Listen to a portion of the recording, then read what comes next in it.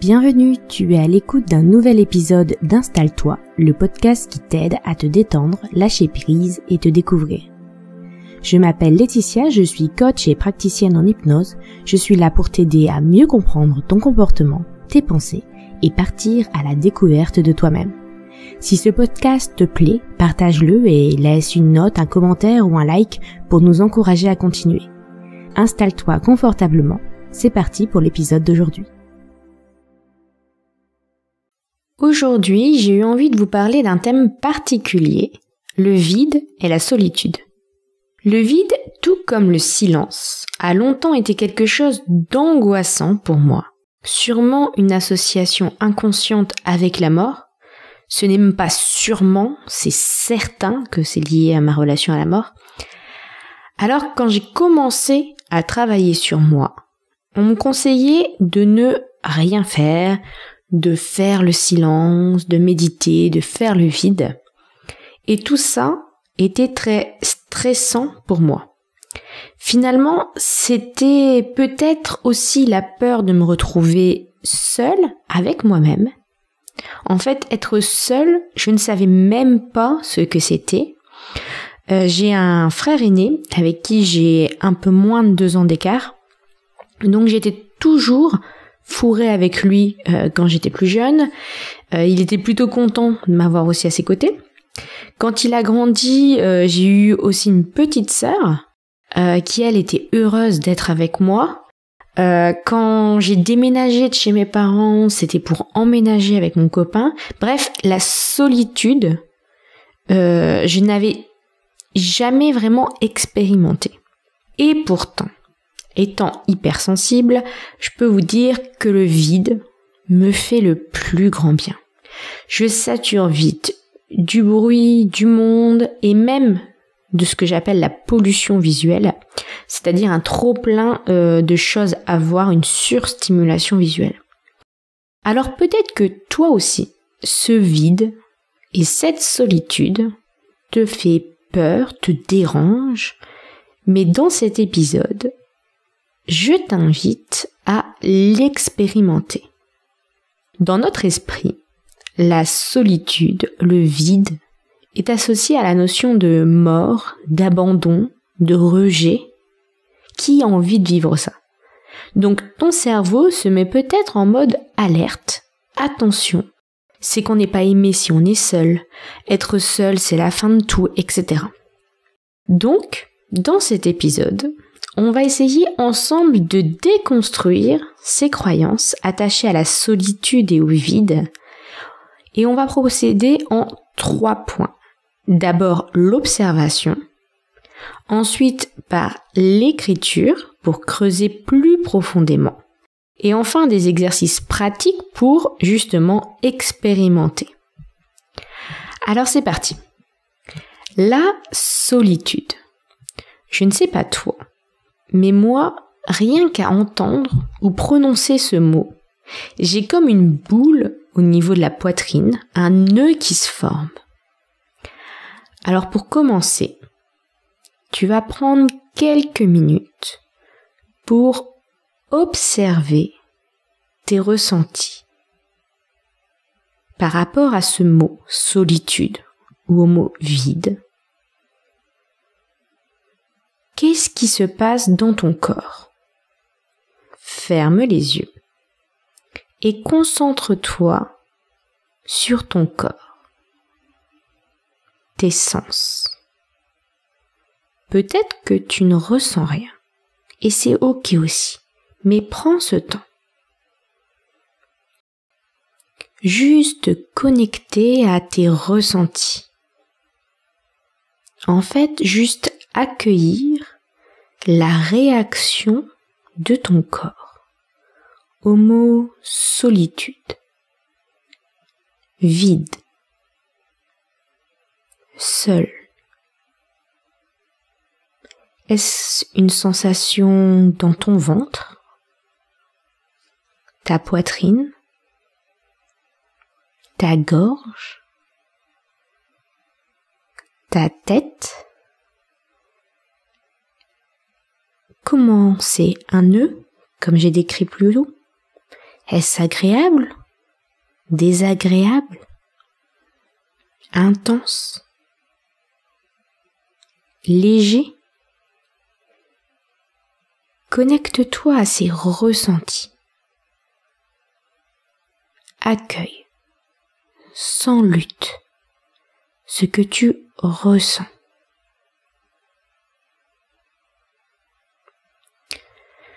Bon, comme c'est un podcast, je ne peux pas avoir tes retours à cette étape. Tu peux venir me les partager sur les réseaux sociaux ou venir échanger en message avec moi si tu le souhaites. J'adore recevoir vos retours. Bref, continuons. Et si tu le souhaites, tu peux mettre en pause et passer un peu plus de temps à faire cette étape. C'est toi qui vois. Maintenant, on va passer à l'écriture. Prends une feuille, un crayon, ou encore ton ordinateur, une application de notes sur ton téléphone, peu importe, et note tous les mots qui te viennent à l'esprit. Quand on dit solitude, vide, seul, écris au moins 10 mots. Laisse vraiment venir ce qui vient. Stop à la censure, écris. Si tu as besoin d'un peu plus de temps, mets en pause, donne-toi ce temps pour vraiment faire cette partie et voir ce qui vient. C'est important pour la suite. Maintenant que tu as tes mots, tu vas les classer. Tu vas classer ces mots dans 2 colonnes, selon si tu les trouves apaisants, qui améliorent ton bien-être, ou angoissants, stressants. Par exemple, si tu as le mot abandonné, tu le classes dans les angoissants, je suppose, et paisible, tu le mets plutôt dans les apaisants. Mais il faut vraiment que tu vois selon toi. Le mot mort, par exemple, peut très bien avoir une connotation angoissante ou non. Selon les personnes, c'est toi qui dois vraiment voir comment tu te sens vis-à-vis de ce mot. Encore une fois, mets en pause, prends ton temps pour faire cette partie. Donc, continuons. Tu as donc 2 colonnes. Peut-être que celle apaisante est complètement vide, et c'est ok. Maintenant, tu vas venir barrer petit à petit chaque mot de la colonne angoissant, stressant. Mais attention, à chaque fois que tu barres un mot, tu dois rajouter un mot dans la colonne apaisant. Cette fois-ci de façon très consciente, en cherchant en quoi le vide, la solitude, être seul, peut être quelque chose de bien pour toi. Donc si au départ tu avais 10 mots répartis dans les 2 colonnes, à la fin tu obtiens 10 mots écrits dans la colonne apaisant. Donc tu barres un mot, tu écris un autre, et tu continues ainsi jusqu'à la fin des mots. Et un mot à la fois. Encore une fois, regarde comment ça résonne en toi. Le mot silence, par exemple. Maintenant, je le mettrai clairement dans la colonne apaisant. Mais il y a 10 ans, je suis pas sûre que ça aurait été le cas, que ce silence m'aurait parlé. Demande-toi comment être seul avec toi-même peut être bénéfique pour toi. Car c'est cette notion-là qu'on voudrait associer à la solitude et au vide. Si tu as du mal avec cette partie-là, tu peux barrer le premier mot. Et si rien ne te vient, laisse en attente. Et reviens dessus dans la journée quand quelque chose va te venir à l'esprit. Mais ne barre pas tous les mots d'un coup, un mot barré, un mot écrit.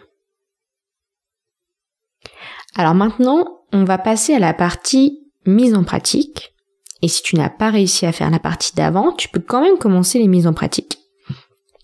Pour cela, tu peux commencer par différentes choses. Je vais te faire une petite liste d'exemples d'actions pour que tu comprennes. Des pratiques liées au vide ou à la solitude pour que tu puisses mettre en pratique. N'hésite pas à trouver tes propres idées, bien sûr. Et si certaines choses font déjà partie de ton quotidien, prends vraiment conscience de cette notion de vide, de solitude quand tu le fais et non les faire par routine ou automatisme. Alors voici quelques actions. Faire le tri. Peu importe l'endroit. Trier, sans remplacer. Juste évacuer, désencombrer. Tu peux le faire en petit ou au contraire en plus grand, façon Marie Kondo. C'est à toi de voir, d'expérimenter, un peu comme si tu jouais. Tiens, allons voir ce que ça me fait. Tu vois, dans cette curiosité de l'esprit, dans ce mode jeu. Tu peux aussi faire du vide visuellement. La fameuse pollution visuelle dont je te parlais plus tôt. Par exemple, j'avais tendance à accrocher des choses sur mon frigo. J'ai quasiment tout enlevé. Il reste 2 photos et un magnète. Ça peut être aussi laisser un meuble sans rien dessus. Ou prendre le temps tous les jours de vider complètement le dessus de ton bureau. En fait, épurer visuellement et voir ce que ça te fait maintenant et au fil des jours. Parce que c'est ça qu'on veut expérimenter, c'est notre ressenti face à ce vide. Toujours dans cette notion de vide, alors quelque chose d'assez compliqué et simple à la fois. Laisser un tiroir complètement vide, avec rien du tout dedans. Ça a l'air tout bête, mais tu verras que accepter ce vide n'est pas si évident. C'est une super expérimentation à faire, je trouve. Vraiment teste et ne prends pas un tiroir genre l'armoire au fond du garage, mais bien un tiroir où tu passes devant souvent. Et vois encore une fois ce que ça te fait au fil des jours de savoir ou de voir ce tiroir vide. Alors là, c'était des exemples de vide d'objets. Maintenant, pour la solitude, rester seul, mais vraiment seul et, important, sans réaliser une activité qui te lobotomise, comme regarder la télé, mais vraiment, encore une fois, ressentir ce fait d'être seul. Ça peut être aussi aller marcher seul en pleine nature, et surtout, ne pas chercher à rendre ce moment productif, juste pour ressentir vraiment cette solitude. Je ne sais pas toi, mais parfois je suis seule, mais je suis tellement dans ce que je fais qu'il y ait du monde ou pas, ça changerait rien du tout. Dans ces exercices, on veut expérimenter la solitude, donc il faut la ressentir. On veut ressentir cette solitude, ce vide, de façon concrète. Enfin, le vide mental, si on peut l'appeler comme ça, je pense que c'est la partie qui était le plus compliquée pour moi il y a 10 ans. Ne rien faire du tout. Et je pensais aussi que cela voulait dire ne penser à rien. Mais ça, je ne crois pas que ça soit réellement possible. Je vais t'expliquer mon point de vue après. Alors, ne rien faire va consister à juste te poser quelque part sans rien faire. Bon, jusque-là, plutôt simple. Enfin, pas si simple à faire, mais voilà. Et pour la partie mentale, cela ne va pas être de faire le vide, mais en réalité de rester sur le présent. Car l'esprit a tendance à partir dans le passé, donc à penser à ce qui est arrivé, ou dans le futur, à penser à des choses à faire, à comment ça va se passer, etc. Le vide ici est en fait plus un vide de pensée parasite, un vide d'interrogation. Pour cela, tu peux te concentrer sur tes sens. Pour moi, c'est ce qui marche le mieux. Tu peux faire un sens à la fois, c'est plus efficace. Sur ta respiration, alors c'est totalement ce qu'on fait en méditation. Donc, si tu pratiques la méditation, c'est tout à fait ça. Et forcément, à un moment, tu vas décrocher. Tu vas partir penser au passé, au futur. Tu vas partir penser à quelque chose et c'est pas grave. En fait, c'est totalement normal. C'est le fonctionnement de ton cerveau qui est comme ça. Quand tu en prends conscience, parce qu'arrive un moment, tu vas faire « Oh mince, je suis en train de penser. On m'avait dit de pas penser. » Donc quand tu vas en prendre conscience, hop, tu reviens à tes sens et tu refais comme ça plusieurs fois l'exercice. Essaye de faire ça 15-20 minutes. Là, ça serait super. Mais tu peux commencer avec 5 minutes si tu trouves que c'est compliqué. et augmenter au fur et à mesure. En faisant ces différentes expériences que je t'ai proposées, tu vas expérimenter le vide, la solitude. Parfois, ça ne va pas être très agréable, mais souvent, tu vas ressentir ses bienfaits. Et fais-le sur plusieurs jours, toujours avec cette curiosité. Tiens, ça me fait quoi maintenant ? Toujours dans ce mode jeu, dans ce mode découverte, dans ce mode expérimentation. Je suis convaincue que notre cerveau a tendance à beaucoup trop analyser les choses et que ce vide, justement, est vraiment bénéfique pour nous. J'ai hâte d'avoir vos retours sur cet épisode un peu spécial. Et pour t'aider à te détendre et lâcher prise, je te rappelle que l'épisode 40 est justement une relaxation à écouter. À bientôt pour un prochain épisode.